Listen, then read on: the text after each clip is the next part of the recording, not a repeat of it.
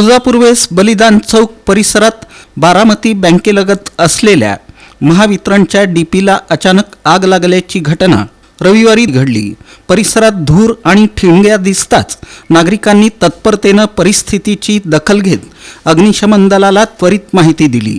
अग्निशमन पथकाने घटनास्थळी दाखल होत अल्पावधीतच आगीवर नियंत्रण मिळवलं। दरम्यान महावितरणचे कर्मचारी देखील त्वरेने घटनास्थळी पोहोचले आणि विजेचा पुरवठा बंद करून पुढील धोका टाळला। नागरिकांच्या सतर्कतेमुळे आणि अग्निशमन दलाच्या वेळेवर केलेल्या हस्तक्षेपामुळे मोठा अनर्थ टळला।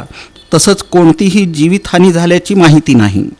बारामती बँकेच्या शेजारी डीपी असल्यामुळे तो वरचा कॉईल वीक असल्यामुळे खाली त्या डीपीच्या जागी ऑइल साचल्यामुळे तिथं वरनं ठिंगी पडून जाळ लागली होती।